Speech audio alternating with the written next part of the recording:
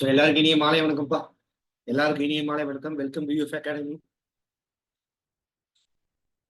So நம்ம part 3க்கு வந்தாச்சு. Part 3. So நீங்க வந்து பார்ட் 3 தான் நம்ம பார்க்க போறோம்.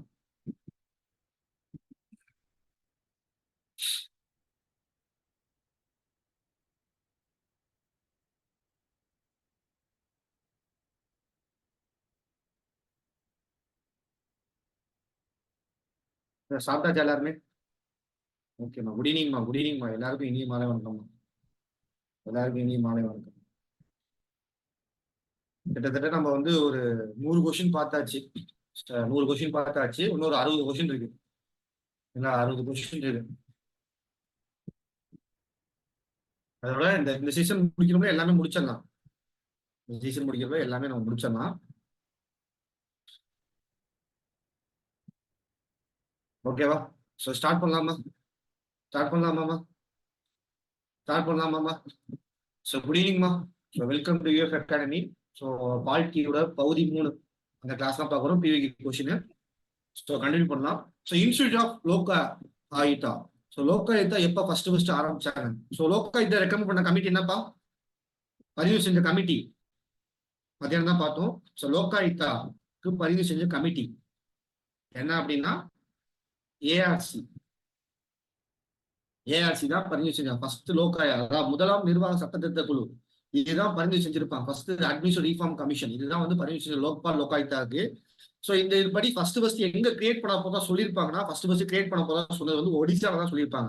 1970 ஒடிசால தான் கிரியேட் பண்ண சொல்லியிருப்பாங்க. ஆனா அதுக்கு முன்னாடி என்ன பண்ணிருப்பாங்க, அடுத்த வருஷமே மகாராஷ்டிரா கிரியேட் பண்ணிடுவாங்க. ஸோ ஆக்சுவலா ஃபர்ஸ்ட் கிரியேட் பண்ண போற சொன்னது வந்து பார்த்தோன்னா 1970 ஒடிசால தான். ஆனா இவங்க கொஞ்சம் டிலே பண்ணிடுவாங்க. இவங்க அந்த உள்நாட்டு பிரச்சனை, உள் ஸ்டேட் பிரச்சனைனால 83 தான் கிரியேட் பண்ணி முடிப்பாங்களே. நான் ஃபர்ஸ்ட் கிரியேட் பண்ண ப்ரொசீஜரே எல்லாமே ஸ்டார்ட் பண்ண ஒடிசா தான் 1970. ஆனா கிரியேட் பண்ணி முடிச்சே 83 ஆயிடுச்சு. ஆனா அபிஷியலா ஃபர்ஸ்ட் கிரியேட் பண்ணது வந்து யாருன்னா மகாராஷ்டிரா தான் 1771. ஸோ இது வந்து ஒடிசா. ஸோ எல்லாமே ஃபார்ம் பண்ணது எல்லாமே ஒடிசா தான். ஆனா கிரியேட் பண்ணது வந்து பார்த்தோன்னா 1983 தான். ஸோ தமிழ்நாடு லோக்காயுத்தா எப்ப கிரியேட் பண்ணாங்க? 2019. ஸோ 18, 19 எல்லாமே ஒண்ணுதான். சில புக்ல 18 இருக்கு, சில 19 இருக்கு. ரெண்டுமே ஒண்ணுதான். சொல்றது புரியுதாப்பா? ஸோ லோக்காயுத்தன்றது வந்து பார்த்தோம்னா மாநிலத்துல லஞ்சத்தை நடக்க விடாம தடுக்கிறது, அதாவது கரப்ஷன் வந்து தடுக்கிறதுக்கு தான் லோக்காயுத்தா விஷயத்தை கொண்டு வந்தாங்க. ஃபர்ஸ்ட் மகாராஷ்டிரா கிரியேட் பண்ணாங்க 1971. அடுத்த கொஸ்டின், தேசிய மனித உரிமை ஆணையம் அமைக்கப்பட்ட ஆண்டு. ஸோ இதெல்லாம் ஈஸியான கொஸ்டின். நம்ம 8th புக்ல உள்ள question. National human rights commission எப்ப ஆரம்பிச்சாங்க? 10/12/1948.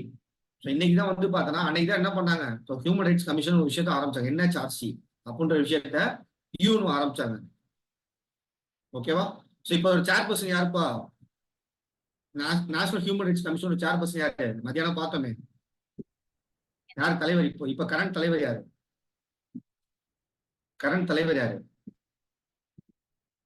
நல்லா கவனிச்சுங்கம்மா.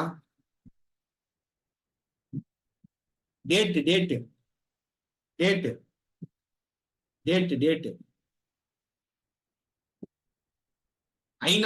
அதாவது ஐநா சபை ஆரம்பிச்சது. இது வந்து பார்த்தோன்னா ஐநா சபை ஆரம்பிச்சது. ஆக்சுவலா தேசிய மனித உரிமை ஆணையம் வந்து பார்த்தோன்னா நீங்க சொல்ற மாதிரி 1993 தான் ஆரம்பிச்சிருப்பாங்க. Okay, correct. இந்தியாவில் ஆரம்பிச்சிருப்பாங்க. ஆனா ஐநா சபை வந்து நேஷனல் ஹியூமன் ரைட்ஸ் கமிஷன் வந்து இந்தியாவில் எஸ்டாப்ளிஷ் பண்ணிருப்பாங்க.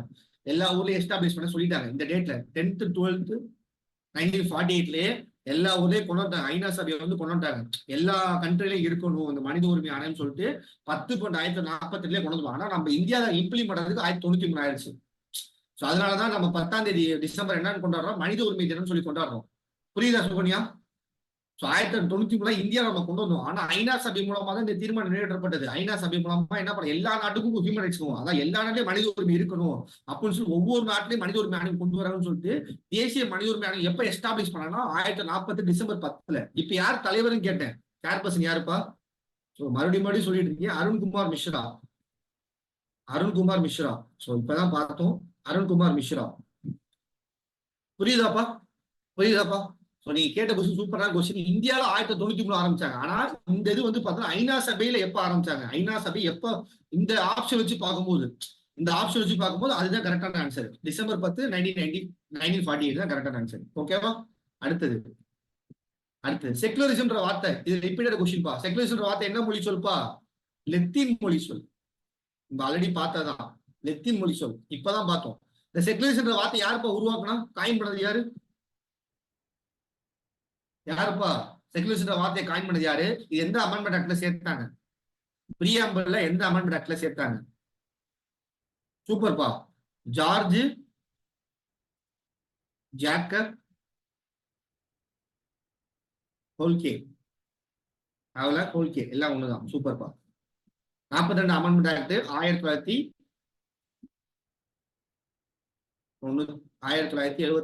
1976. ஓகேவா? சூப்பர்ப்பா. இந்தியாவோட மதசார்பின் தந்தை யாருப்பா? இந்தியாவோட மதசார்பின் தந்தை, ஃபாதர் ஆஃப் இந்தியன் செகுலரிசம் யாருப்பா? ஜவஹர்லால் நேரு. எக்ஸ்ட்ரா தகவல் வந்து எழுதிக்கங்கம்மா நோட்ல. ஓகேவா? அடுத்து போலாம். சரி, which of the following is are be included by defining social justice? சமூக நீதி கீழ்கண்ட எவை சமூக நீதி வரையறுக்கவும் வரையறுக்கும் பொழுது சேர்த்து கொள்ளப்படுகிறது? ஓகேவா? என்னன்னு பார்க்கலாம். ஃபர்ஸ்ட் ஈக்குவல் ரைட்ஸ், சம உரிமை. கரெக்டா? இது வரும் ஆர்டிகல் 14. ஓகே, ஈக்குவல் ரைட், சம உரிமை. சட்டத்தின் முறையும் சமம், சட்டம் அனைவருக்கும் சமமா பாதுகாப்பு அளிக்க வேண்டும். Equal opportunity article 16. Equal treatment இதுவும் 14 தான். இது ஃபர்ஸ்ட், இது செகண்ட். ஓகேவா? Equal distribution of material wealth of all, செல்வங்களை அனைவருக்கும் சமமா பகிர. இது வந்து பார்த்தா சமூக நீதியில வராது. இது எந்த நீதியில வரும்? பொருளாதார நீதியில வரும். இது வந்து சமூக நீதியில வராது. இது எக்கனாமிக் ஜஸ்டிஸ்ல வந்துடும். சொல்ல புரியுதா? ஆக்சுவலா ஈக்குவல் ரைட்ஸ், அனைவருக்கும் சம உரிமை. கரெக்ட். எல்லாரும் சம உரிமையை கொடுக்கணும். ஈக்குவல் வாய்ப்பு, எல்லாருமே சமமான வாய்ப்பு கொடுக்கணும். எல்லாரும் சமமா நடத்தணும். இது மூணுமே சோசியல் ஜஸ்டிஸ். இது மூணுமே சோசியல் ஜஸ்டிஸ். ஆனா ஈக்குவல் டிஸ்ட்ரிபியூஷன் ஆஃப் வெல்த்ன்றது வந்து பார்த்தா எக்கனாமிக் ஜஸ்டிஸ், பொருளாதார நீதி. சொல்ல புரியுதா? அப்ப ஆப்ஷன் 1, 2, 3 தான் கரெக்ட். புரியுதாப்பா? எல்லாருக்கும் புரியுதா? சரி, இந்த equal distribution of wealth of all இது என்னதுப்பா? என்ன article? Equal distribution of wealth of all அப்படின்ற என்ன ஆர்டிகல்? 39 டியா சியா? D, 39 D. இந்த ஆர்டிகல்லாம் கொஞ்சம் தெளிவா எழுதிக்கங்கப்பா. இந்த பிபிடி நான் குரூப்ல ஷேர் பண்ணிடுவேன் இன்னைக்கு. பிபிடி குரூப்ல ஷேர் பண்ணிடுவேன். டெலிகிராம் குரூப் வந்து பார்த்தா யூஎஃப் அகாடமி. டெலிகிராம் குரூப் வந்து யூஎஃப் அகாடமி போட்டினாலே வரும். சரிங்களா? அடுத்து போலாம். சரி, இப்ப பாருங்கப்பா, இதுல எது கரெக்டா இருக்குன்னு சொல்லி கேட்டுருக்காங்க. NHRC இதோட ஃபுல் ஃபார்ம் என்னப்பா? தேசிய மனித உரிமை ஆணையம், நேஷனல் ஹியூமன் ரைட்ஸ் கமிஷன். எப்ப ஆரம்பிச்சாங்க? டிசம்பர் 10, 1948. ஆனா இந்தியால எப்ப ஆரம்பிக்கப்பட்டது? இந்தியாவில் ஆரம்பிக்கப்பட்டு 1993. Super. SHRC statutory human rights commission கொடுத்தாங்க. தப்பா சரியாப்பா? தவறு. State human rights commission. State human rights commission. Okay, இதுவும் 1993 ஆரம்பிக்கப்பட்டது. NCW கொடுத்துருக்காங்கப்பா. என்னப்பா? National commission for women. National council கிடையாது, கமிஷன் ஃபார் உமன். 1992 ஆரம்பிக்கப்பட்டது. ஓகே, RTI தகவல் உரிமை சட்டம். இது கரெக்ட். அப்ப 1, 4 கரெக்ட். RTI எப்ப கொண்டு வந்தாங்க? 2005. இதுக்கு டேட் வந்து பார்த்தா 12th அக்டோபர் 2005. RTI டேன்னு சொல்லுவாங்க. புரியுதாப்பா? நான் பேரா புரியுதாமா? புரியுதாமா? இதெல்லாம் ஈஸியான கொஸ்டின் தான்மா. ஓகேவா? அடுத்து போலாம். அடுத்தது, which article of the constitution provide election commission? Election commission சம்பந்தப்பட்ட ஆர்டிகல் இதெல்லாம் ஆல்ரெடி பார்த்ததாப்பா. சொல்லுங்கப்பா. ஆர்டிகல் என்னது? 324 இருந்து 329 வந்து எலெக்ஷன் கமிஷன் பத்தி பேசுறதா. ஓகே, இதுல 324 தான் வந்து பார்த்தா தேர்தல் ஆணையத்தை பத்தி பேசுறது. இது எப்ப நடைமுறைக்கு வந்துச்சு? 324 எப்ப நடைமுறைக்கு வந்துச்சு? கேம் இன்டு ஃபோர்ஸ் எப்ப நடைமுறைக்கு வந்துச்சு?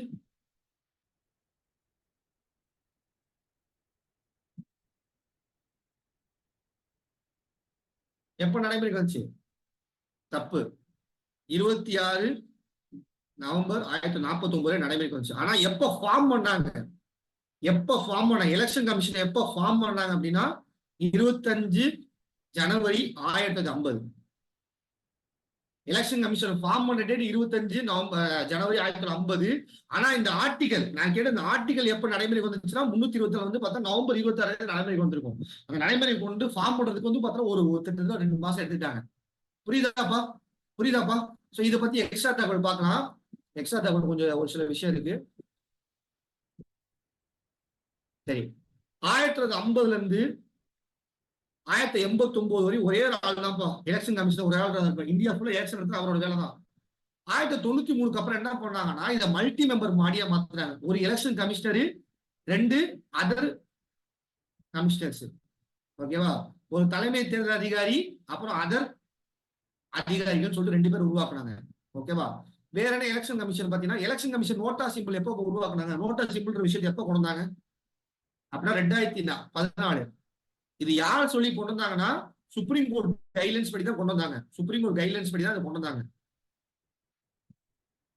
சரி, இவிஎம் மிஷின் எப்ப அறிமுகப்படுத்துறாங்க? ஃபர்ஸ்ட் இவிஎம் மிஷின் ஃபர்ஸ்ட் எப்ப அறிமுகப்படுத்துறாங்க? எந்த எலெக்ஷன்லப்பா இவிஎம் மிஷின் ஃபர்ஸ்ட் இன்ட்ரோடியூஸ் பண்ணது? எந்த எலெக்ஷன்ல? ஃபர்ஸ்ட் கேரளால ஒரே ஒரு இடைத்தேர்தல் யூஸ் பண்ணிருப்பாங்க. கேரளால ஃபர்ஸ்ட் ஒரு இடைத்தேர்தல் யூஸ் பண்ணிருப்பாங்க. ஆனா ஃபுல்லா இம்ப்ளிமெண்ட் கோவால. ஓகேவா? ஃபர்ஸ்ட் ஒரு இடைத்தேர்தல் கேரளால ஃபர்ஸ்ட் பயன்படுத்திருப்பாங்க.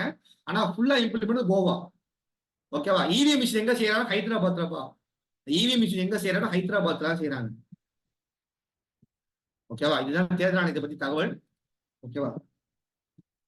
சரிப்பா. சோ வேற 280 என்னப்பா? Finance commission. 315 UPSC, SPSC. So மத்திய பொதுப்பணி தேர்வாணையம், மாநில பொதுப்பணி தேர்வு. 365 பிரசிடென்ட் ரூல், குடியரசுத் தலைவர் ஆட்சி. அதாவது மாநில அரசு மத்திய அரசு கொடுக்குற வழியை ஃபாலோ பண்ணனா ஆர்டிகல் 365 கீழே குடியரசு ஆட்சி கொண்டு வருவாங்க. அதாவது ஆர்டிகல் 255 ஃபாலோ பண்ணலன்னா குடியரசு ஆட்சி கொண்டு வருவாங்க. என்ன 255னா சென்ட்ரல் கவர்மெண்ட் சில டைரக்ஷன் கொடுக்கும், அதை ஸ்டேட் கவர்மெண்ட் ஃபாலோ பண்ணணும். ஃபாலோ பண்ணலன்னா ஆர்டிகல் 255 படி தப்பு. அதை பேஸ் பண்ணி 365 ஆர்டிகல் இம்ப்ளிமெண்ட் பண்ணி குடியரசு ஆட்சி இம்ப்ளிமெண்ட் பண்ணுவாங்க. மத்திய அரசு கொடுக்குற வழியை ஃபாலோ பண்ணணும். எக்ஸாம், நீட் எக்ஸாம் வைக்க சொல்றாங்க, வைக்க மாட்டேன்னா என்ன பண்ணிடுவாங்க? அரசு இது பண்ணிடுவாங்க, பிரசிடென்ட் ரூல் போட்டுருவாங்க. சொல்றது புரியுதாப்பா? அடுத்து போலாம். சோ இது ஈஸி தான்ப்பா. சொல்லுங்கப்பா. ஆர்டிகல் 13 என்னப்பா? இதெல்லாம் கொஞ்சம் ரொம்ப ரொம்ப முக்கியமான ஆர்டிகல். ஆர்டிகல் 13 என்னப்பா? ரொம்ப ரொம்ப முக்கியமான விஷயம். கேட்க வாய்ப்பு இருக்கு, அதிகமா வாய்ப்பு இருக்குப்பா. இம்பார்ட்டன் கொஞ்சம் நோட் பண்ணி. ஏதாவது தெரியாத விஷயம். ஆர்டிகல் 13 ஜுடிஷியல் ரிவ்யூவா? Doctrine of judicial review. இதுல இடைமறைப்பு மற்றும் பிரிக்கப்பட்ட தன்மை கோட்பாடு இது வரும்பா. ஃபர்ஸ்ட்டுக்கு வந்து 3. அப்ப எது வராதுன்னா ஏவும் டியும் வராது. இது வந்து பார்த்தா லட்சுமி அந்த இருக்கும்பா. இந்த கண்டென்ட் வந்து பார்த்தா லட்சுமி அந்த இருக்கும். இதெல்லாம் கொஞ்சம் கஷ்டமான கொஸ்டின் தான். லட்சுமி அந்த உள்ள content. Article 31. Doctrine of eminent domain, சொத்தெடுப்பு உரிமை கோட்பாடு. இந்த சொத்துரிமை ஆர்டிகல் 31 இருந்துச்சு, அதை வச்சு நீங்க போட்டலாம். ஆர்டிகல் 31 வச்சு போட்டலாம். சோ 3, 4 மாதிரி பார்த்தாலே இதுதான் சீதா ஆன்சர். சொல்லுங்களா? ஆர்டிகல் 245 ஆட்சி பரப்பினை கோட்பாடு, டாக்ட்ரின் ஆஃப் டெரிட்டரிக்கல் எக்னஸ் சொல்லுவாங்க. இது என்ன மீனிங் அப்படி சொல்றாங்கன்னா, சோ ஆர்டிகல் 245 என்னப்பா? ஆர்டிகல் 245 என்னப்பா? சோ பார்லிமெண்ட் வந்து பார்த்தா இந்தியால ஃபுல்லா சட்டம் போட முடியும். இந்திய சிட்டிசன் எங்கெல்லாம் இருக்கா சட்டம் போட முடியும். மாநில அரசு இந்த அந்த ஸ்டேட்டுக்குள்ள சட்டம் போட முடியும். கரெக்டா? இதை சொல்றதா வந்து பார்த்தோன்னா ஆர்டிகல் 240 டெரிட்டரிக்கல் எக்னஸ், ஆட்சி பரப்பினை கோட்பாடு 245. 246 என்னன்னா 7வது அட்டவணை சமர்த்த schedule. So doctrine of pith and substance, உட்பொருள் அடிப்படை பொருள் கூறு கோட்பாடு.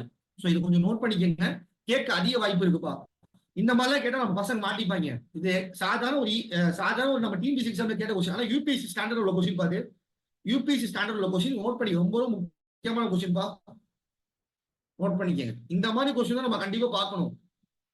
சொல்ல புரியுதா? சோ ஆர்டிகல் 30 வந்து பார்த்தா டாக்ட்ரின் ஆஃப் எக்லிப்ஸ் அண்ட் செவரபிலிட்டின்னு சொல்லுவாங்க.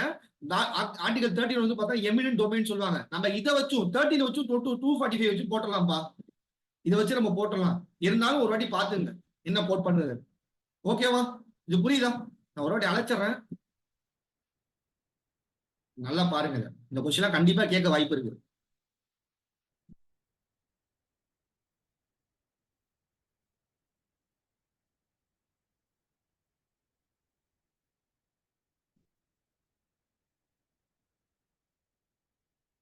புரியுதாப்பா? கிளியராப்பா? அடுத்து போலாமா? சரிப்பா. அடுத்தது choose the incorrect answer. So incorrect தவறானது சரி சொல்றாங்க.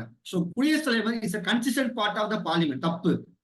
குடியரசுத் தலைவர் என்னது? இன்டெகிரல் பார்ட், ஒருங்கிணைக்கப்பட்ட பகுதி தான் குடியரசுத் தலைவர். கரெக்டா? ஆர்டிகல் என்னப்பா? 79 படி குடியரசுல ஒருங்கிணைக்கப்பட்ட பகுதி, ஒரு அங்கம் கிடையாது, அவர் ஒருங்கிணைக்கப்பட்ட அங்கம் தான். அப்ப ஃபர்ஸ்ட் ஸ்டேட்மெண்ட் தப்பு. ஓகேவா? ஃபர்ஸ்ட் ஸ்டேட்மெண்ட் தப்பு. ஓகே, அடுத்தது he may sit or participate in discussion either two houses. சரி, கரெக்ட். இவர் கலந்துக்கலாம்.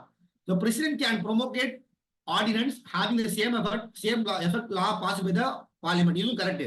So cannot promulgate ordinance having the same effect. இது தப்புப்பா. Can. So ஆர்டினன்ஸ்க்கு வந்து பார்த்தனா, ஆர்டினன்ஸ்க்கு வந்து என்னன்னா, ஒரு பார்லிமெண்ட்ல என்ன சட்டத்தை என்ன எஃபெக்ட் இருக்குமோ அதே எஃபெக்ட் இருக்கும். ஓகேவா? Okay. When both houses of parliament not in session, the president can provide ordinance. இது கரெக்ட். இது கரெக்ட். ஓகேவா? அப்ப எது? ஒரு நிமிஷம் இருங்க. என்ன பிசி கொடுத்துருக்காங்க?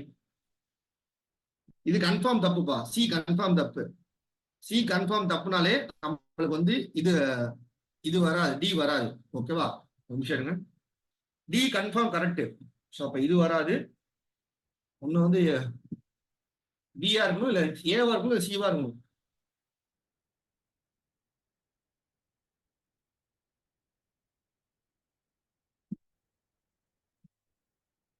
ஒரே நிமிஷம் கொஸ்டின் மட்டும் ஒரு அடி பார்த்துட்டு நான் சொல்றேன். So, president is a constitutional part of the parliament. ஒரே நிமிஷம் இருங்க, இருக்கட்டும். He may sit participate in the discussion in either houses of parliament. Okay. இது கன்ஃபார்ம் தப்பு. கன்ஃபார்ம் தப்பு. இது கன்ஃபார்ம் கரெக்ட். ஸோ இது சி வந்து கன்ஃபார்ம் தப்பு. டி வந்து வராது. டி வராது. அப்ப ஏவா இருக்கணும், சிவா இருக்கணும். சி அப்ப ஏபி போட்டு படிப்போம். கன்ஸ்டியூஷன் பார்ட் ஆஃப், இந்த வார்த்தை என்னன்னு தெரியல. ஆனா இன்டர்னல் பார்ட் வார்த்தை தான் கரெக்டான வார்த்தை. ஸோ ஒருங்கிணைக்கப்பட்ட பகுதின்றதா கரெக்டான வார்த்தை. கன்ஸ்டியூஷன் பார்ட் புதுசா கொடுத்துருக்கான் பார்ப்போம். He may sit or participate in the discussion in either two houses of.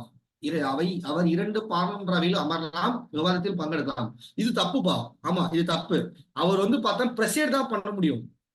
ஆரம்பிச்சு முடிச்சு தான் பண்ண முடியும், தவிர சிறப்புரை ஆற்றலாம். அவர் கலந்துட்டு டிஸ்கஸ் எல்லாம் பண்ண முடியாது. இது தப்பு தான். ஸோ பிசி தான் கரெக்ட்.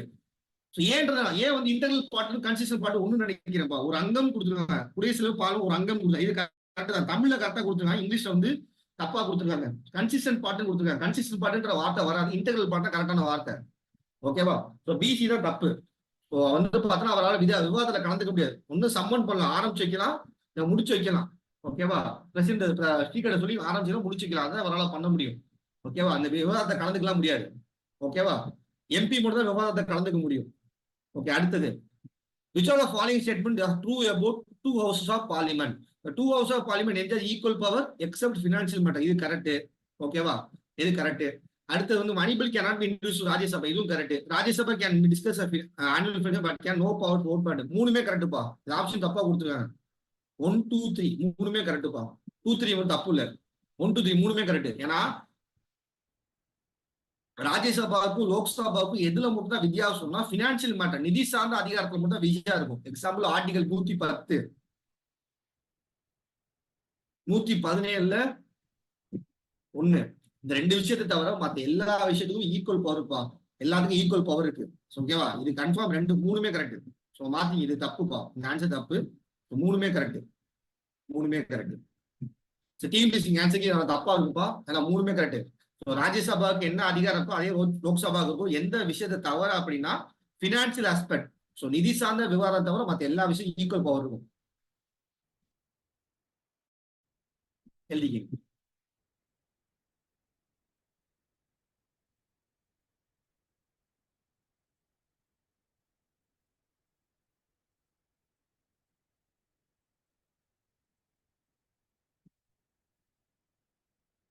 எழுதியாச்சா? எழுதியாச்சா? எழுதியாச்சா? அடுத்தது. ஸோ இது வந்து கொஞ்சம் கஷ்டமான கொஸ்டின் தான். International convention. ஓகேவா? இன்டர்நேஷனல் கன்வென்ஷன் இது வந்து நம்ம வந்து பார்த்தா 11th புக்லயும் ஓல்டு புக்ல இருக்குப்பா. ஸோ கரண்ட் அஃபேர்ஸ் பேஸ் பண்ணி கொஸ்டின் தான் பார்ப்போம். ஒன்றும் பிரச்சனை இல்லை. இந்த கன்வென்ஷன் ரைட்ஸ் ஆஃப் சில்ட்ரன்ஸ் 1989 இது கன்ஃபார்ம் தெரியும். ஸோ இதை வச்சு நம்ம கெஸ் பண்ணலாம். அடுத்த declaration of development. So 3. Elimination of all form of discrimination women's இது வந்து பார்த்தோம்னா 1979 ஓகேவா. இது கன்ஃபார்ம், இது நம்ம கன்ஃபார்ம் போட்டுடலாம். இந்த இதுவும் நம்ம கன்ஃபார்ம் போட்டுடலாம். ஏன்னா 79 வந்து பார்த்தா பெண்களுக்கு எதிரான வந்து சீடவுன்னு சொல்லி ஒன்று போடுவாங்க. சீடவுன்னு சொல்லி போடுவாங்க 79. So convocation elimination of discrimination against women சொல்லி போடுவாங்க 79. 89 வந்து பார்த்தோன்னா சைல்டுக்காக ரைட்ஸ் போடுவாங்க. ஓகேவா, இதை வச்சு நம்ம போட்டுடலாம் 4. ஸோ 2 சான்ஸ் வந்து பி தான். பி தான். So declaration of rights of rights மேம்பாட்டு உரிமைக்கான இது வந்து பார்த்தோம்னா 1989. இது தெரியல. கன்வென்ஷன் அகேன்ஸ்ட் டார்ச்சர் புரியல் இன்ஹியூமன் ட்ரீட்மெண்ட் வந்து பார்த்தோம்னா 1984. ஸோ இந்த 2 ஏவி பிஏ வச்சு நம்ம சால்வ் பண்ணிடலாம். ஆக்சுவலா கன்வகேஷன் ரைட்ஸ் ஆஃப் சில்ட்ரன்ஸ் வந்து 1989 போட்டாங்கப்பா. Convocation elimination all form discrimination CEDAW சொல்லுவாங்க. சீடவுன் சொல்லுவாங்க 1979 போட்டாங்க. ஸோ இதை வச்சு நம்ம கெஸ் பண்ணி போட்டலாம். ஸோ ஃபர்ஸ்ட்டுக்கு 4, தேர்டுக்கு வந்து பார்த்தோம்னா 2. ஸோ இதை வச்சு நம்ம போட்டலாம். ஆன்சர் வந்து பார்த்தோம்னா பி தான். ஓகேவா, எழுதிக்கிங்கப்பா, எழுதிக்கிங்க.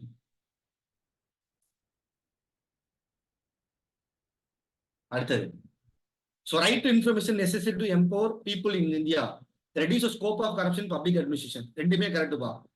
ஸோ ஆர்டிஐ கொண்டு வந்ததுக்கு காரணமே வெளிப்படைத்தன்மை இன்க்ரீஸ் பண்றதுதான். ஸோ டிரான்ஸ்பரன்சி அக்கௌண்ட் இன்க்ரீஸ் பண்ணாலும் ஆட்டோமேட்டிக் என்ன ஆகும், ஊழல் வந்து குறைஞ்சிரும். மெயின் ஆப்ஜெக்டிவ் அதான். ஸோ ரெண்டுமே கரெக்ட், கரெக்டான எக்ஸ்பிளேஷன். புரியுதா, சொல்ல புரியுதாப்பா? நான் கொஞ்சம் ஃபாஸ்டா போற மாதிரி இருக்கு, நோட் பண்ணிக்கோங்க சரிங்களா. அடுத்தது, Indian constitution rationally deliberative model document. Okay, so பகுத்தறிவுடன் விவாதிக்கப்பட்ட ஒரு ஒழுங்குமுறை ஆவணமே இந்திய அரசின் சட்டமாகும். கரெக்ட். இந்திய constitution assembly a site that different interest debate for negotiation statement. பல்வேறு கருத்துடைய குழுக்கள் கூடி கலந்து பிடிஎஃப் வந்து குரூப்ல போட்டுறேன்பா. பிடிஎஃப் நான் குரூப்ல எழுதுனதோடய போட்டுறேன். Indian constitution assembly was site ஒரு different interest debate for negotiation. பல்வேறு கருத்துடைய குழுக்கள் கூடிய கலந்து விவாதிக்கும் தங்களுள் ஒரு ஒப்பந்தத்தை எட்டிய இடமே இந்திய அரசியலமைப்பு அமைப்பாகும். சூப்பர்பா, இது கரெக்ட். ஆமா, ஏன்னா இந்தியன் கான்ஸ்டியூஷன் யார் யார் முஸ்லிம்ஸ் இருந்தாங்க, ஹிந்துஸ் இருந்தாங்க, கிறிஸ்டின்ஸ் இருந்தாங்க, சீக்ஸ் இருந்தாங்க, அதுக்கப்புறம் பார்சிஸ் இருந்தாங்க, ஜெயின்ஸ் இருந்தாங்க, புத்திஸ்ட், எல்லா விதமான மக்களும் இருந்தாங்க. அது மட்டும் இல்லாம வந்து பார்த்தோம்னா பல்வேறு இன்ட்ரெஸ்ட் குரூப்ஸ், எக்ஸாம்பிள் லாயர்ஸ் இருந்தாங்க, பிரஸ் பீப்புள்ஸ் இருந்தாங்க, பொலிட்டீஷியன்ஸ் இருந்தாங்க, நிறைய பேர் இருந்தாங்க. இவங்க எல்லாமே உட்கார்ந்து டிஸ்கஸ் பண்ணாங்க, அவங்க பிடிச்ச மாதிரி டிஸ்கஸ் பண்ணாங்க. ஸோ ஆன்சர் வந்து பார்த்தோன்னா A and R correct explanation of இது கரெக்ட். ரெண்டுமே கரெக்டான எக்ஸ்பிளேஷன் தான், நோட் பண்ணிக்கங்க. ஓகேவா, அடுத்தது, which are the following article given below provide the council of ministers aid and advice governor of state. ரொம்ப ரொம்ப முக்கியப்பா, ஆர்டிகல் 163. ஓகேவா, இதே பிரசிடென்ட் வந்து பார்த்தோம்னா ஆர்டிகல் 74. ஸோ பிரசிடென்ட் வந்து பார்த்தோன்னா கவுன்சில் மினிஸ்டர் அட்வைஸ் கேட்கணும்னு சொல்றது வந்து பார்த்தோன்னா 74. கவர்னர் வந்து கேட்கணும்னு சொல்றது 163. கவர்னர் கட்டியமா கேட்கணுமா அப்படின்னா கேட்க அவசியம் இல்லப்பா, not binded. Council of minister சொல்றது கட்டாயமா கேட்கணும், கேட்க தேவை. ஆனா பிரசிடென்ட் கட்டாயமா கேட்கணும், பைண்டட் அட்வைஸ். இதான் ரெண்டு பேரும் வித்தியாசம். அதாவது கவர்னர் வந்து பார்த்தோன்னா கவுன்சில் ஆஃப் மினிஸ்டர் சொல்றதை கேட்கணும், ஆனா எல்லா விஷயம் கேட்கணும் அவசியம் இல்லை. அவருக்கு விருப்ப அதிகாரம் இருக்கு, டிஸ்கிரிஷனல் பவர் இருக்கு. கவர்னருக்கு எந்த பார்த்தோன்னா விருப்ப அதிகாரம் இருக்கு, டிஸ்கிரிஷனல் பவர் இருக்கு. அதன் மூலமா என்ன பண்ணலாம், அவர் தப்பிச்சுக்கலாம். அதன் மூலமா அவர் என்ன பண்ணலாம், தப்பிச்சுக்கலாம். ஆர்டிகல் 163. ஓகேவா, புரியுதாப்பா? புரியுதாப்பா எல்லாருக்கும்? ஓகே, அடுத்தது, so right to information act 2005. Okay, 2005. இதுல எது இன்கரெக்ட் கேட்டுருக்காங்க. ஸோ இது கன்ஃபார்ம் கரெக்ட். பேலன்ஸ் ஆக்டிவ்ல எக்ஸ்பிளைன் பண்ணுமா? ஓகே, ஒரு நிமிஷம். ஸோ 164 என்னப்பா, 164 என்னதுப்பா, சீஃப் மினிஸ்டரை கவர்னர் அப்பாயிண்ட் பண்ணுவாரு. சீஃப் மினிஸ்டர் யார் அப்பாயிண்ட் பண்ணுவார், கவர்னர் அப்பாயிண்ட் பண்ணுவாரு. சீஃப் மினிஸ்டர் கவர்னர் அப்பாயிண்ட் பண்ணுவாரு. 160 வந்து என்னன்னா, சப்போஸ் கவர்னர் இறந்து போயிட்டா அந்த போஸ்ட் யாருக்கு வருவா, கவர்னர் இறந்து போயிட்டா அந்த போஸ்ட் யாரு வருவா, சீஃப் ஜஸ்டிஸ் ஆஃப் ஹைகோர்ட். அந்த ஸ்டேட்டோட ஹைகோர்ட்டோட சீஃப் ஜஸ்டிஸ் தான் அடுத்து கவர்னர். அவர் வரும்போது கவர்னர் ஃபங்க்ஷன் செய்யலாம் அப்படின்னு சொல்ற ஆர்டிகல் தான் 160. புரியுதாப்பா, தமிழ் புரியுதா? 160 வந்து என்ன சொல்லுது அப்படின்னா, கவர்னர் வந்து இறந்து போயிட்டாரு, அவர் இல்ல அப்படின்னா அந்த இடத்துல வந்து பார்த்தா சீஃப் ஜஸ்டிஸ் ஹைகோர்ட் அந்த வேலையை செய்யலாம். 164 என்ன சொல்லுது அப்படின்னா, கவர்னர் என்ன பண்ணுவாரு, சீஃப் மினிஸ்டர் அப்பாயிண்ட் பண்ணாரு. எப்படி அப்பாயிண்ட் பண்ணாரு, பெரும்பான்மை கட்சி தலைவரை சீஃப் மினிஸ்டர் அப்பாயிண்ட் பண்ணுவாரு. புரியுதாப்பா? அடுத்து போலாம். அடுத்தது, அபிஷியல் சீக்ரெட் ஆக்ட் எப்பப்பா போட்டாங்க? இது ரொம்ப முக்கியமான சட்டம், 2004 போட்டது. இது கன்ஃபார்ம் தப்புப்பா, இது கரெக்ட். ஓகேவா? கெஸ் பண்ணலாமா? 3 கன்ஃபார்ம் கரெக்ட், 3 கன்ஃபார்ம் தப்பு. ஸோ 3 கன்ஃபார்ம் தப்புனாலே இது வரும், இது வரும், இது வராது. ஓகே, இது வராது. So 1 confirm correct. So answer வந்து இதான். நம்ம இது ரெண்டா தெரியணும் அவசியமே இல்லை, இது தெரியணும் அவசியமே இல்லை. 1 கன்ஃபார்ம் கரெக்டுப்பா அப்படின்னாலே 3மே எடுத்துடலாம். ஸோ ஆன்சர் வந்து 3 தான்.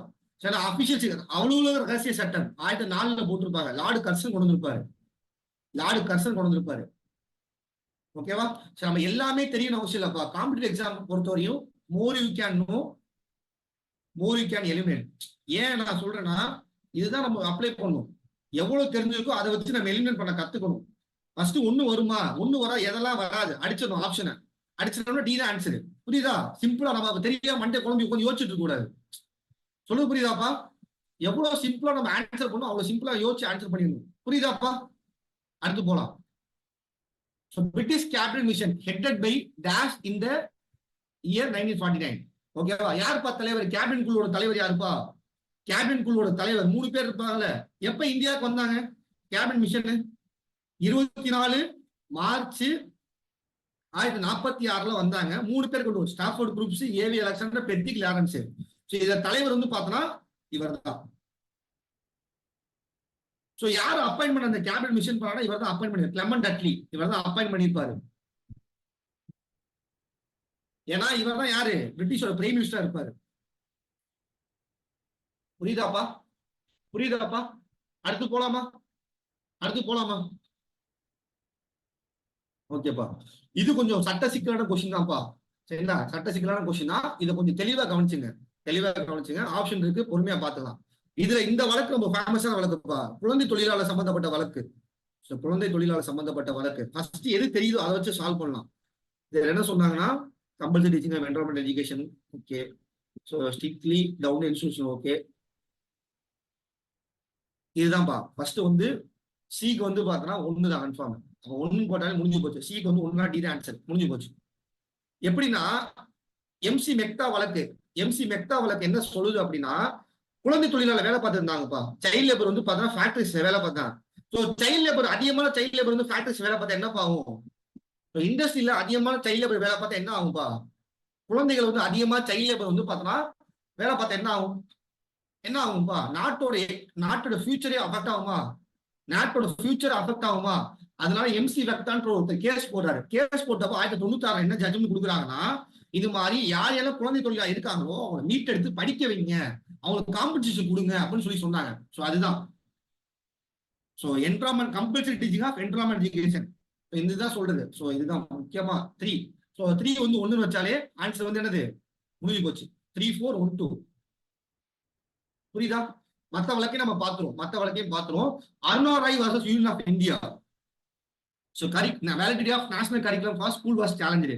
தேசிய கல்வி கொள்கைக்கான வழக்கு. ஓகேவா?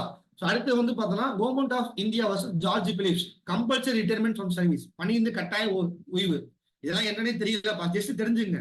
AIIMS students union versus AIIMS என்ன சொல்லியிருக்காங்க அப்படின்னா, struck down the institutional reservation, நிர்வாக இடஒதுக்கீடு இல்லை என்று அறிவிக்க வேணும். எய்ம்ஸ் ஸ்டூடெண்ட் சொன்னது.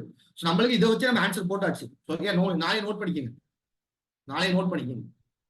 சொல்லுது புரியுதா? எல்லா கொஸ்டின் கண்டிப்பா தெரியாதுப்பா. எவ்வளவு பெரிய ஸ்டாஃபா இருந்தாலும், எவ்வளவு பெரிய ஆளா இருந்தாலும் 200 கொஸ்டின் 200 கொஸ்டின் தெரியாது. 160 கொஸ்டின் 170 கொஸ்டின் தெரியும்.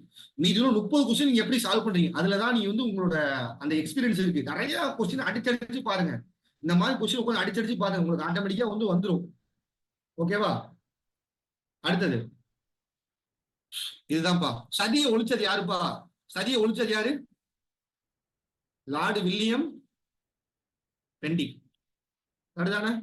ஒழிக்க காரணம் வந்து ராஜாராம் மோகன் ராய். ஒழிக்க காரணம் வந்து ராஜாராம் மோகன் ராய். இது என்ன சட்டம் அப்படின்னு சொன்னா, ரெகுலேஷன் ஆக்ட் ஆஃப் 17 டிசம்பர் 1829.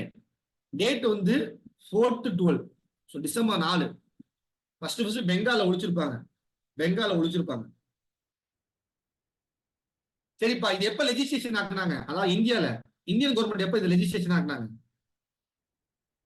அப்படின்னா, பிராக்டிஸ் ஆஃப் சதி இஸ் இல்லீகல் அப்படின்னு சொல்லி எப்ப அறிவிச்சாங்கன்னா 1987. ஓகேவா? புரியுதாப்பா? புரியுதா? இது வந்து பிரிட்டிஷ்காரன் போட்ட சட்டம், regulation act of 17 of December 1829 வந்து பார்த்தா பிரிட்டிஷ்காரன் போட்ட சட்டம். ஸோ சதியன் உடன்கட்டி அழிக்கணும்னு சொல்லி ரொம்ப பேர் பாடுபட்டாங்க. அதுல முக்கியமான ராஜா ராம்மோகன் ராய். ஓகேவா? அடுத்தது, so choose the correct answer about collective responsibility. Choose the correct answer. சொல்லி கேட்டுறாங்க. சரி, collective responsibility, the quality to male whole body, the person holding ministry rather than individually. Okay, the collective implicit building mission among the ministers. ரெண்டுமே correct கரெக்டான explanation பா. So first கூட்டு பொறுப்பு அப்படின்னா என்னப்பா? கூட்டு பொறுப்புனா என்னது? அமைச்சரவை யாருக்கு கூட்டு பொறுப்புப்பா? அமைச்சரவை யாருக்கு கூட்டு பொறுப்பு? சோ கவுன்சில் மினிஸ்டர் யாருக்கு கூட்டு பொறுப்புனா லோக்சபாவுக்கு தான் கூட்டு பொறுப்பு.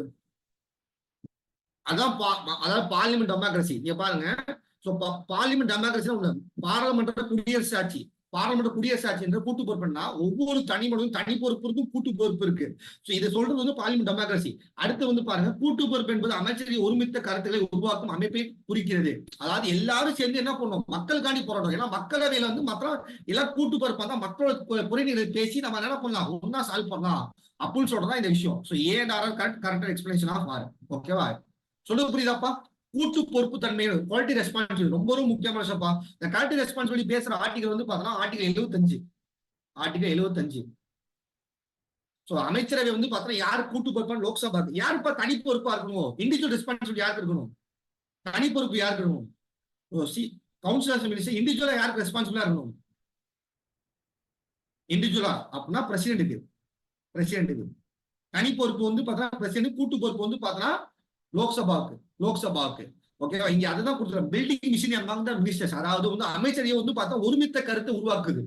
எல்லாரும் மக்களுக்காக போராட்டம் பண்றோம், மக்கள் சார்பா நம்ம பேச போறோம் அப்படின்னு சொல்றது. So A and R correct, R is correct explanation of A. புரியுதாப்பா? புரியுதாப்பா? எல்லாரும் புரியுதாப்பா? அடுத்தது வரிசையா கேஸ் இப்பதான் பார்த்தோம். ஆர்டிகல் இதா இருக்கட்டும். MC Mehta versus union of India என்ன கேஸ்பா? பாருங்க எத்தனை வாட்டி வந்துருச்சு. யூனியன் ஆஃப் இந்தியா கேஸ் என்னது? என்ன கேஸ்பா? Child labour. இந்த சுற்றுச்சூழல் பாதிக்குது, சைல்ட் லேபருக்கு வந்து ரீஹாபிலிட்டேஷன் ஃபண்ட் கொடுங்க, அது சம்பந்தப்பட்ட கேஸ் தான். சோ சுற்றுச்சூழல் பாதிக்குது, என்விரான்மெண்ட் டைரக்ஷன். சோ மெயினா வந்து என்விரான்மெண்ட் டைரக்ஷன் இஷ்யூ பண்ணுது. சோ இதுதான் 2.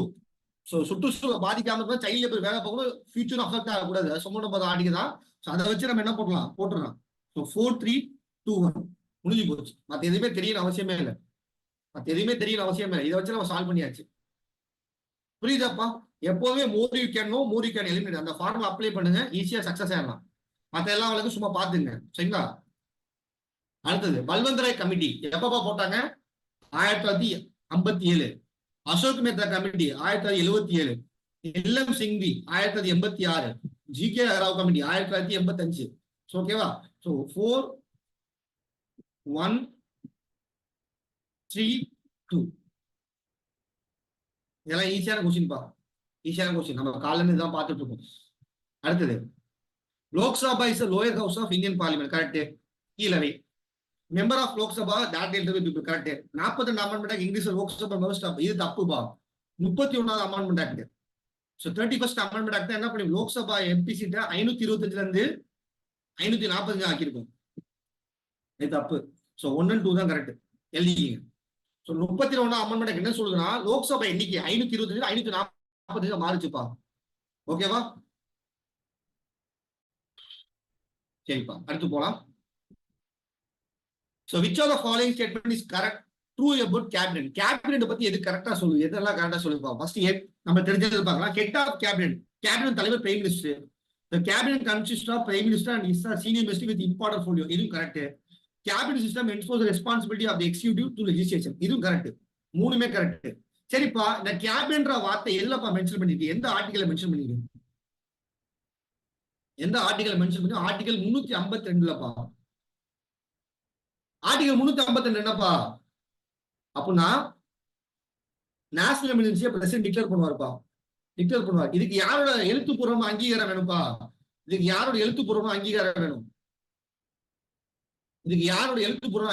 Article 300 cabinet written recommendation of cabinet வேணும்.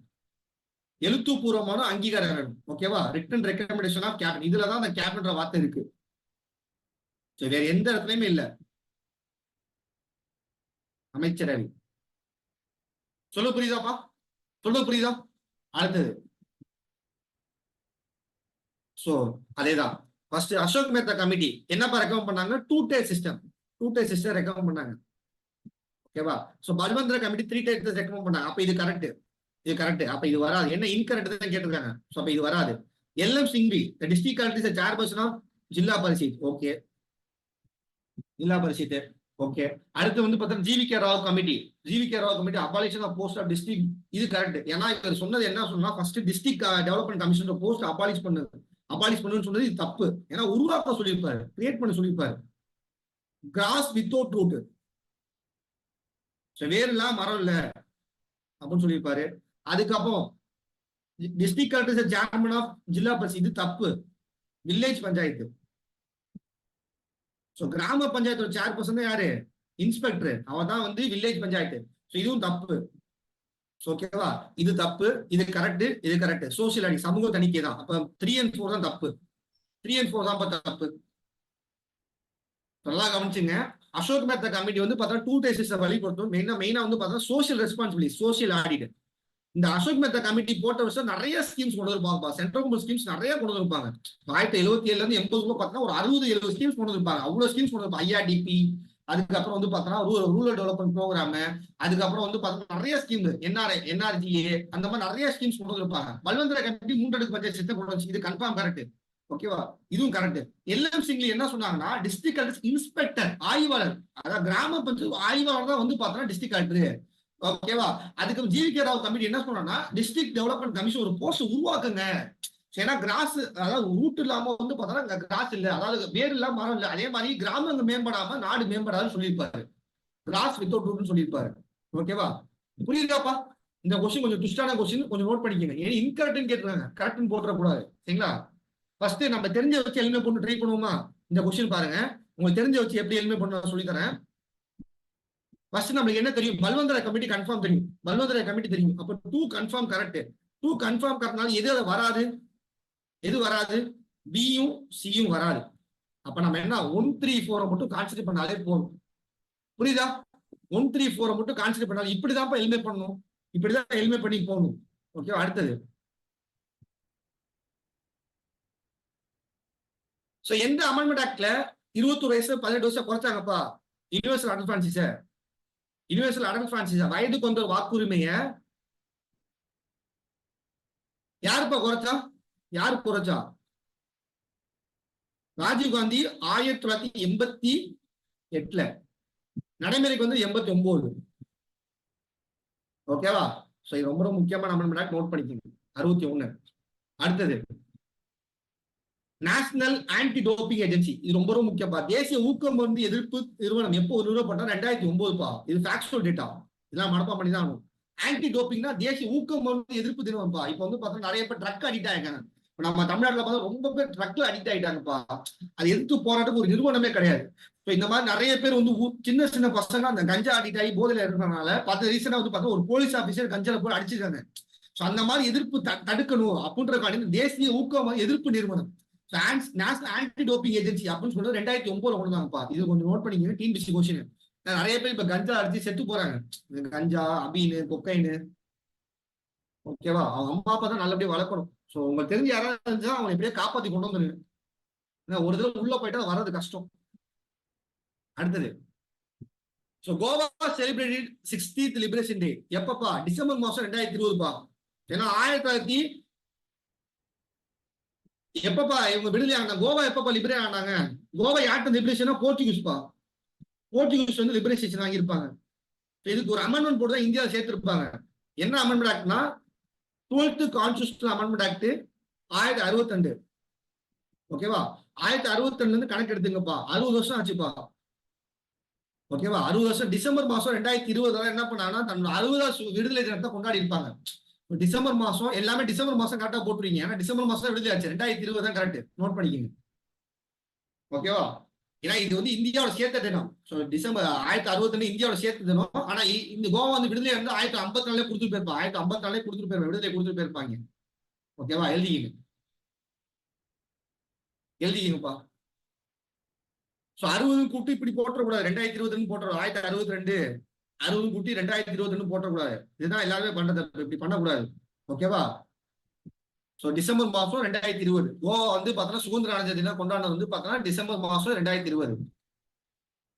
அடுத்தது which are the following not reason for reservation of SC ST. சமத்துவ உரிமை இது கரெக்ட், மாண்பிற்கான உரிமை இது கரெக்ட், வாழ்வதற்கான உரிமை இது கரெக்ட். சுதந்திர உரிமை கிடையாதுப்பா, இது சுதந்திர உரிமை கிடையாது. ஏன்னா வாழ்வதற்கு வந்து பார்த்தோன்னா அவங்களோட சாப்பாடு இருக்கு, காசு இருக்காது, சமுதாயத்தை ரொம்ப பிற்பட்டவங்களா இருப்பாங்க, அவங்களாதான் வந்து பார்த்தா எஸ்சிஎஸ்டி ரிசர்வேஷன் கொடுக்குறாங்க. ஸோ அவங்க கண்ணியமா நடத்தப்படணும், அவங்க வாழ்க்கையை மேம்படுத்தணும், சமத்துவமா நடத்தப்படணும். அவங்க வாழ்வதற்கே உரிமை இல்லை, சுதந்திர உரிமை கிடையாதுப்பா, சுதந்திர உரிமை கிடையாது. இல்ல எஸ்சிஎஸ்டி ரிசர்வேஷன் சுதந்திர உரிமை சம்பந்தமே இல்லை. ஓகேவா, அடுத்து போகலாம். Okay, which are the following, இதான் ஈஸியான கொஸ்டின் பா. 6 இருந்து 17 வயசு குழந்தைகளுக்கு எப்படிப்பா யாருப்பா கல்வி விடுன்னு சொல்லி கொண்டு வந்தது? 86 அமெண்ட்மெண்ட் ஆக்ட் 2002 தான் கொண்டு வந்திருப்பாங்க. RT, so right to education அப்படின்னு சொல்லி 21A ஒரு ஆர்டிகல் இன்சர்ட் பண்ணி கொண்டு வந்திருப்பாங்க, இலவசம் மற்றும் கட்டாய கல்வி. ஓகேவா, அடுத்தது so which article empowers the state to appoint separate ministers for tribals? So tribals appointment எந்த ஸ்டேட்ல tribal ministers இருக்காங்கப்பா? சத்தீஸ்கர், ஜார்க்கண்ட்,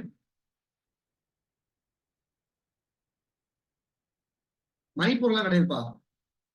ஜார்க்கண்ட், சத்தீஸ்கர், ஒடிசா, மத்திய பிரதேஷ், இந்த 4 ஸ்டேட்ல தான் வந்து ட்ரைபல் மினிஸ்டர் இருக்காங்க. இந்த ட்ரைபல் மினிஸ்டர் இருக்கலாம்னு சொல்ற அமெண்ட்மெண்ட் ஆக்ட் தான் 94th அமெண்ட்மெண்ட் 2006. ஆக்சுவலா பீகார் வரும், பீகார் இப்ப இல்ல, பீகார் இப்ப இல்ல. ஆக்சுவலா ஸ்டேட்டுக்கு தனியா செப்பரேட் மினிஸ்டர் அப்பாயிண்ட் பண்ற யார் அப்பாயிண்ட் பண்ணாங்கன்னா கவர்னர் தான் அப்பாயிண்ட் பண்ணாரு. கவர்னர் தான் வந்து பாத்தீங்கன்னா தனியா செப்பரேட் மினிஸ்டர் அப்பாயிண்ட் பண்ணுவாரு. Tribal minister, tribal welfare minister சொல்லுவாங்க, ட்ரைபல் வெல்ஃபேர் மினிஸ்டர் சொல்லுவாங்க, தனியா அப்பாயிண்ட் பண்ணுவாங்க 4 ஸ்டேட்டுக்கு, சத்தீஸ்கர், ஜார்க்கண்ட், ஒடிசா, அப்புறம் வந்து மத்திய பிரதேசத்துக்கு. ஆர்டிகல் 164(1). ஓகேவா, அடுத்தது ஆர்டிகல் 30 ஆஃப் இந்தியன் கான்ஸ்டிடியூஷன் அசோக் rights of minority. Tribal reason current விஷயம் என்னமா? இல்லம்மா 2006லயே தூக்கிட்டாங்க பீகார். பீகார்ல ட்ரைபல் மினிஸ்டர் வேணாம், தேவையில்லை அப்படின்னு சொல்லி தூக்கிட்டாங்க இந்த அமெண்ட்மெண்ட் ஆக்ட்ல. இப்ப இந்த 4 பேர் தான் வந்து பார்த்தா ட்ரைபல் மினிஸ்டர் இருக்காங்க. புரியுதா, புரியுதாப்பா?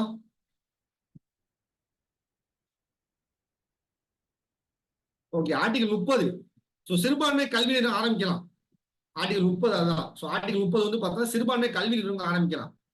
சரி, அதாவது மதம் சார்ந்த அமைப்பு ஆரம்பிக்கிறது ஆர்டிகல் 26. மதம் சார்ந்த நிறுவனங்கள் ஆரம்பிக்கிறது ஆர்டிகல் 26. ஓகேவா, மதம் சார்ந்த நிறுவனங்கள் ஆரம்பிக்கிறது ஆர்டிகல் 26. ஸோ 30 படி என்ன பண்ணா சிறுபான்மை தங்களுக்கான கல்வி நிலையங்களை ஆரம்பிச்சுக்கலாம். ஓகே, அடுத்தது the state of Tamil Nadu has only dash state at the time of formation. So 1956ல அப்பதான் தமிழ்நாடு ஃபார்ம் ஆச்சு. அப்ப எத்தனை ஸ்டேட் இருந்துச்சு, எத்தனை டிஸ்ட்ரிக்ட் இருந்துச்சுன்னா 13 district இருந்துச்சுப்பா.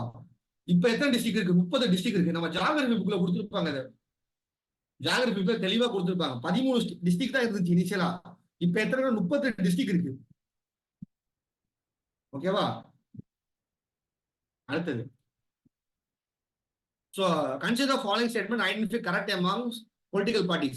The political parties create political consciences among the voter.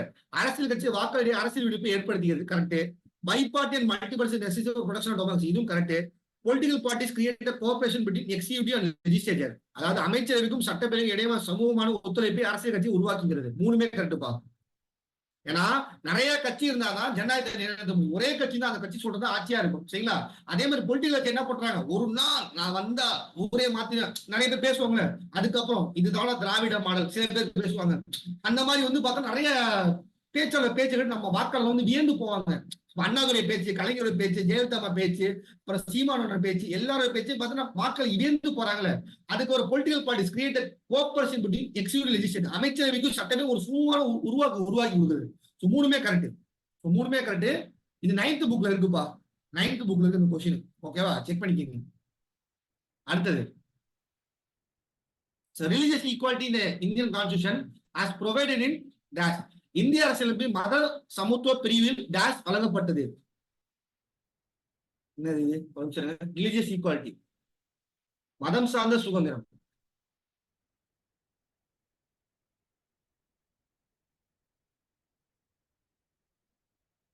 Correct தான்ப்பா, இதுதான் கரெக்ட். ஏன்னா ஆர்டிகல் 50ன்றது என்னன்னா, ஒரு ஆள வந்து பார்த்தா கோயில்ல உள்ள கூடாதுன்னு சொல்லக்கூடாதுல. ஏன்னா எல்லாருமே கோயிலுக்குள்ள போலாம் வரலாம். கரெக்ட் தானே? எல்லாருமே கோயிலுக்குள்ள போலாம் வரலாம். சோ கோயிலுக்குள்ள கூட மாட்டேன்னு சொல்ல தப்பா தப்பு இல்லையாப்பா? டெம்பிள் என்ட்ரி மூமெண்ட் நிறைய பேர் நடத்துறாங்க. கோயில் நுழைவு தினம் நிறைய பேர் நடத்திருக்காங்க. சோ நம்ம தமிழ்நாட்டில் நடந்திருக்கு, மதுரையில் நடந்திருக்கு, நிறைய இடத்துல நடந்திருக்கு கோயில் சொல்லிட்டு. அதே மாதிரி ஒரு மதத்தை வச்சு ஒரு ஆளை வந்து கோயில் உள்ள போக கூட வரக்கூடாது சொல்ல முடியாது. ரிலீஜியஸ் ஈக்வாலிட்டி சொல்றது வந்து ஆர்டிகல் 15 தான்பா. கரெக்ட் தான். ஏன்னா ஆர்டிகல் 26ன்றது சிறுபான்மை, அதாவது வந்து பார்த்தா மதம் சார்ந்த விவாதத்தை நிர்வகிக்கலாம். அப்ப இது வராது. 25 தனிநபர் சுதந்திரம், தனிநபர் மத சுதந்திரம். ஓகேவா? 27 எந்த ஒரு மதத்தை வளர்க்கறதுக்கு வந்து பார்த்தா வரி வசூல் பண்ணக்கூடாது. இதுதான் கரெக்ட். இதுதான் கரெக்டான விஷயம். ஓகேவா? அடுத்தது இது நம்ம இப்பதான் பார்த்தது.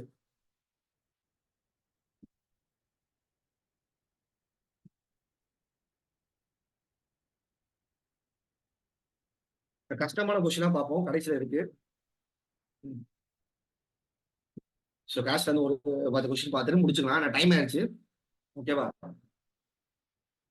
Okay. Socialist principle. Socialist principle இதுல என்ன வரும்னு பார்ப்போம். Gandhian principle, liberal, new directive principle. First socialist principle. So uniform civil கோட்ன்றது வந்து பார்த்தோன்னா லிபரல் பிரின்சிபல். ஸோ ஆன்சர் வந்து 4-3-2-1. ஸோ முடிஞ்சு போச்சு. ஒன்று தான் இருக்கு.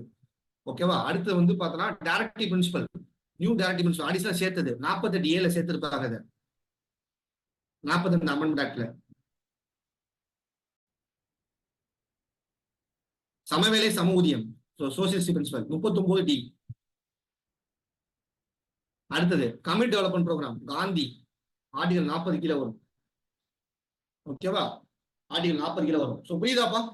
அடுத்தது புரியுதாமா? இது எல்லாமே ஆர்டிகல் பேஸ் பண்ணி தான் எழுதிருக்கேன். ஸோ சோசியலிஸ்ட் பிரின்சிபல் தான் வந்து பார்த்தா அனைவருக்கும் சமவேலை சம ஊதியம் சொல்லுவாங்க. அப்போ ஆணு பெண்ணுன்ற பாகுபாடு படுத்தக்கூடாது. 39D வந்து பார்த்தா ஆணுக்கும் சரியான வேலையில என்ன வேலை போற சம்பளம் கொடுக்கும், பெண்ணுக்கும் அதே வேலை கொடுக்கும். காந்தியின் கோட்பாடு படி ஆர்டிகல் 40 என்ன பண்ணிருப்பாங்கன்னா, யூசிசி உத்தரகாண்டா என்னப்பா யூசிசி உத்தரகாண்ட்?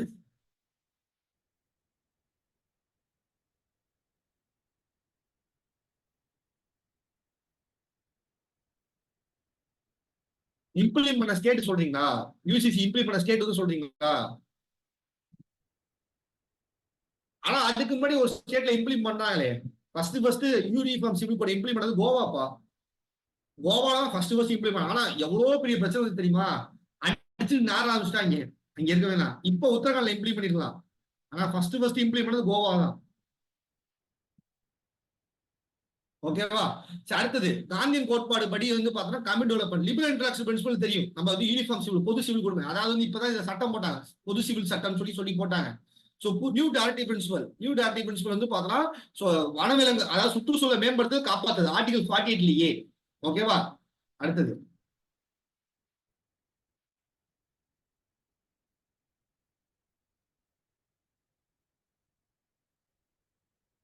ஸோ இந்தியால உண்மையான அதிகாரி யாருப்பா? பிரைம் மினிஸ்டரும் சீஃப் மினிஸ்டரும். ஸோ இந்தியாவின் உண்மையான அதிகாரம் யார்கிட்ட புதைந்துள்ளது? இது கொஞ்சம் ட்விஸ்டான கொஸ்டின் தான். கண்டிப்பா பிரசிடண்ட் வராது, சிவில் சர்வன்ட் வராது. ஸோ ரியல் எக்ஸிக்யூட்டிவ் அத்தாரிட்டி உண்மையான அதிகாரம் யார்கிட்டனா கவுன்சில் மினிஸ்டர் தான்ப்பா. ஸோ ரெண்டுல யார் வரும்னா கவுன்சில் மினிஸ்டர் தான். ஸோ ஸ்கூல் புக்ல இருக்கு. ரியல் எக்ஸிக்யூட்டிவ் அத்தாரிட்டி வந்து பார்த்தீங்கன்னா யார்கிட்ட இருக்கும் அப்படின்னா கவுன்சில் மினிஸ்டர் தான். பிரைம் மினிஸ்டர் காட்டிலும் வந்து பார்த்தீங்கன்னா கவுன்சில் மினிஸ்டர். ரியல் எக்ஸிக்யூட்டிவ் தான் யாருன்னா பிரைம் மினிஸ்டர். ரியல் எக்ஸிக்யூட்டிவ் தான் பிரைம் மினிஸ்டர். ரியல் அத்தாரிட்டி அந்த அதிகாரம் யார்கிட்டனா கவுன்சில் மினிஸ்டரா இருக்கும். ஓகேவா? அடுத்தது பார்லிமெண்ட் டெமோக்ரஸி யூகே. அதை வச்சு நம்ம போட்டலாம். ஸோ 2143 ஃபர்ஸ்ட் 2 முடிஞ்சு போச்சு. 2143 fundamentals USA. Directive principal state policy Ireland. Federation Canada. So 2143 சொல்லு புரியுதா?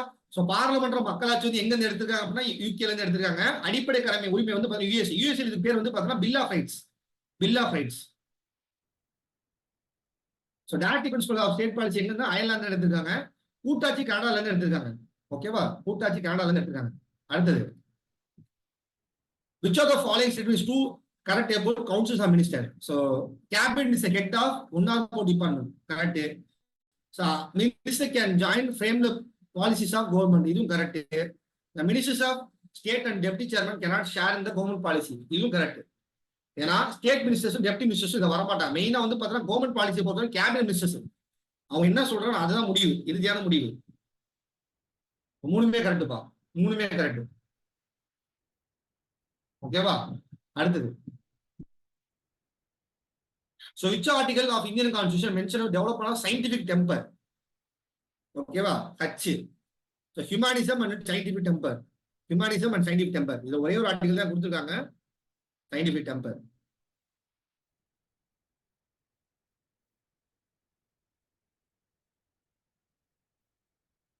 ஓகேவா? அடுத்தது, the political party founded by Shri Prakash Narayanan, Janata party. So Janata party அவர் தான் ஆரம்பிச்சிருப்பாரு. ரொம்ப ரொம்ப முக்கியமான பார்ட்டிப்பா. இப்ப இதோட பேர் என்னப்பா? பிஜேபி. இதோட பேர் வந்து பார்த்தா பிஜேபி. இதெல்லாம் கேட்க அதிக வாய்ப்பு இருக்கு. ஜனதா பார்ட்டி ஆரம்பிச்ச ஜெயபிரகாஷ் நாராயணும் மொராஜி தேசாய் ரெண்டு பேரும் தான் முக்கியமான ஆளு. ரெண்டு பேருமே காந்தியோட ஆதரவாளர்கள். இவர் கட்சியை பார்த்துப்பாரு, இவர் நாட்டை பார்த்துப்பாரு. ரெண்டு பேரும் ஒப்பந்தம் போட்டு பேசிக்கிட்டாங்க.